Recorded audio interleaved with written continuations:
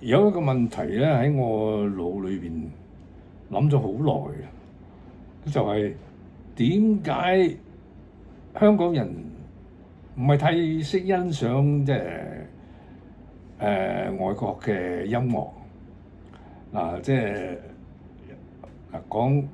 舉個例啊，譬如好多嗰啲大師啦，嗰啲爵士大師咧，佢會去日本喎。就去日本好近，應該嚟埋香港噶嘛。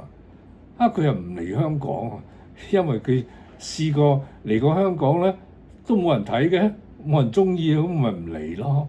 呢其實都幾簡單，係咪？咁但係點解人哋會咁受歡迎咧？就係因為民間有好多發燒友。即係中意聽爵士嘅，佢咪會買飛聽咯。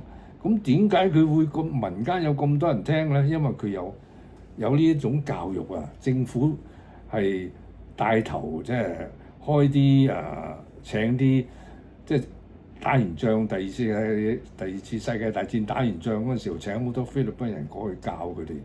但係而家咧，佢叻過菲律賓人喎。咁啲大師嚟到去日本。或者甚至乎每年去印尼有 Java 呢個 Jazz Festival 喎，爪哇爵士音樂節喎。咁佢哋喺巴黎每年都舉辦喎。咁但係即係可能政府有個目的啦，因為嗰度係旅遊區啊嘛。咁你每年搞個 Jazz Festival 好多人嚟聽即係搞旺個市佢咁呢個係一個經濟嘅效益嚟㗎嘛。但係我哋香港咧就從來都冇乜呢啲嘅搞作㗎喎。好簡單例如粵曲咁嚇。但我發覺粵曲嗰陣時喺新光戲院咧，北角嘅新光戲院咧，反而係好旺㗎喎。即係成日都爆棚啦，係聽粵曲啊。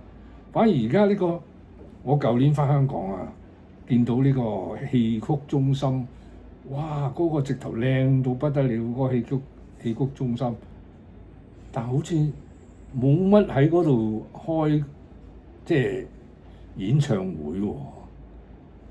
真係值得三思啦，值得考慮下點解呢個有呢啲咁嘅問題。下次就再講。